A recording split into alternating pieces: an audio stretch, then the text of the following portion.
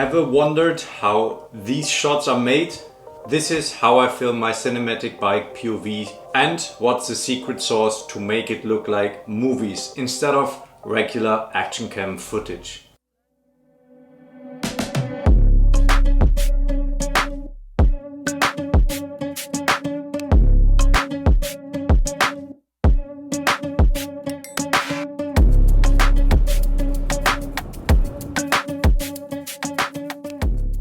My name is Garrett. I'm a triathlete training for a double ultra triathlon, documenting my journey here on YouTube. And over the past months, I've tested dozens of ways to film my rides. Today, I show you my best tips from capturing to editing, the full process using this little camera I trust to get it done.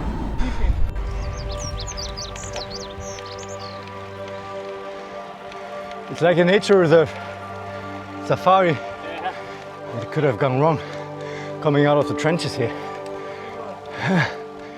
And to make it even better, I'm giving away a full camera setup at the end of this video. Because actually this video is sponsored by DJI, because I wanted to give something back for all the support on this channel over the past months. So I was happy when DJI and I linked up to actually give something away for you guys. A completely new DJI Action 5 Pro. Let me explain why I love this little thing. You know what they say about cameras?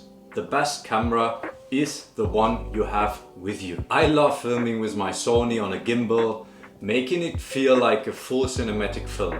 But let's be honest, most of the time the best camera is the smallest one, the one that actually fits your pocket.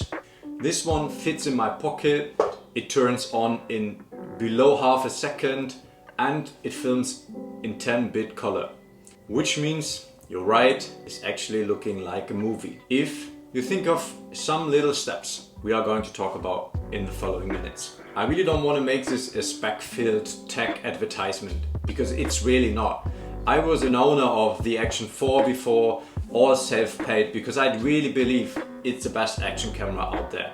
And I can't tell you how many times with my Action 4 back then, I was going out on a ride, and when I wanted to switch it on, it said no SD card, because it was still in my MacBook from editing. Now the Action 5 Pro actually has 47 gigabytes of built-in storage, so I never have to worry about forgetting an SD card.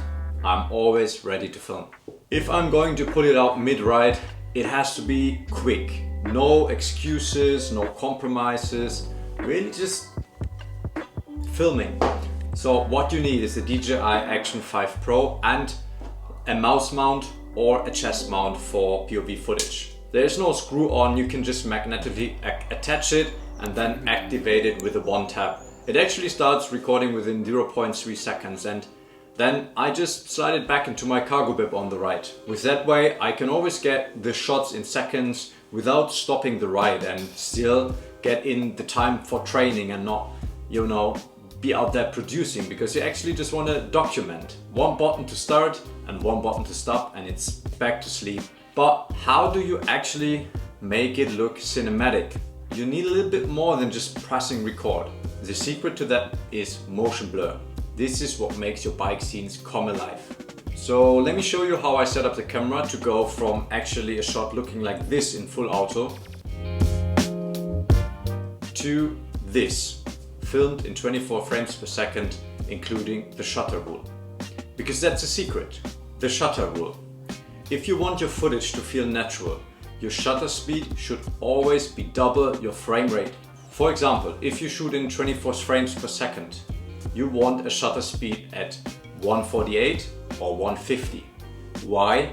Because actually this is how we see our world with the eyes. That's why movies are usually shot in 24 frames per second with a shutter speed of 148 or 50. Because that amount of motion blur just feels right to us. And if the shutter is too fast, like 1000, every frame is so sharp that it looks jittery and unnatural, especially during fast movement. It's a subtle difference, but it's what separates a video from something that actually feels like a film. The thing is, with that low shutter speed of 150, a lot of light comes into this sensor. This is actually like if you stare into the sun with your eyes wide open. That's why you need an ND filter, so the camera doesn't get blinded. So I use these screw-on NDs. I don't use one if there is cloudy weather, and I use a very heavy one with like ND 64 on a sunny day. I found that if I set my DJI Action 5 Pro on manual exposure, I try to have the EV between 0.0 and 0.7 for the best results.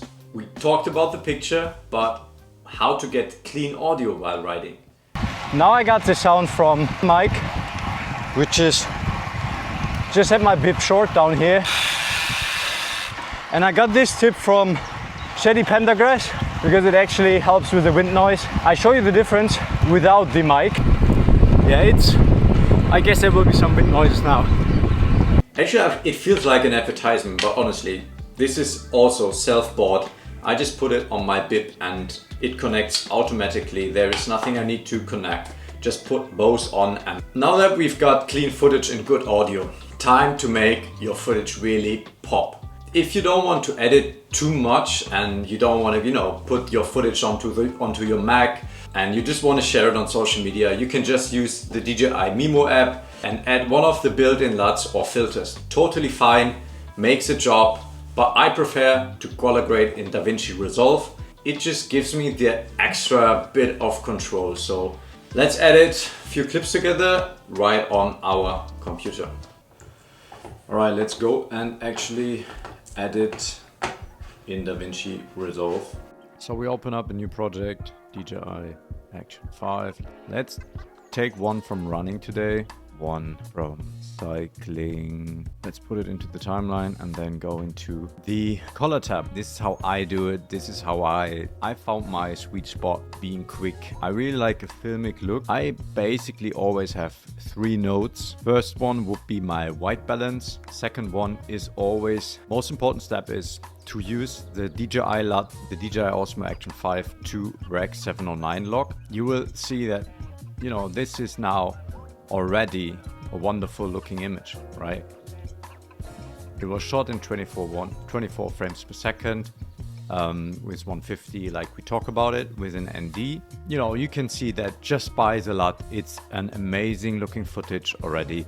So it's really straight out of a camera in a wonderful color, and the exposure was just perfect on that one. What I like to do on top is I use Davinci's film look creator. Then I just twist it around a bit, but you can see that there's just, a little twist, a bit more filmic look. You can twist the colors very easily, but if you balance it right, what you can see here down below in the vector scope, that the footage is quite on point. That's how I do it. Then I look at the image. This could need some contrast, and I just go through all my settings, have a little bit of vignette. Let's not go into the details, but now you see that this is really a wonderful looking image now. Not really looking like action cam. One thing about grain is that I don't like it on action cam footage, as with grain it looks like there is a bad quality, but this is just my personal style and really how I color grade my stuff. And then to make it very easy and have a constant look throughout your whole footage, I just hit Command C to copy it and then would basically paste it on the next image. And wow, look at this wonderful image just right out of, it's so easy because I like to be quick. Basically, I would now just check the footage if I need to do some adjustments. That's in a very short way how I try to have the correct colors and edit it in a very filmic way. Let me know if you have a better way. And that's it for the edit part. If there are any questions, just let me know. And now the fun part most of you waited for. I'm giving away one full DJI Action 5 Pro setup. This is actually the adventure bundle. What do you have to do to enter? Comment below why you need this camera and not someone else. Give us a good reason, be creative. Be subscribed to this channel and follow me on Instagram at GK7. Link is in the video description. And then I will pick a winner last day of this month. Maybe you will shoot your next ride in 10-bit color. honestly, I could dive into this a lot because actually I'm almost filming daily with it. So if there are any questions regarding editing, capturing, let me know what questions you have so I can talk about that in the next video or even answer them in the comments. Thanks for tuning in. If you like today's video, go check out one of my vlogs where I use this camera in a real world scenario. Take care, see you in the next one. Cheers.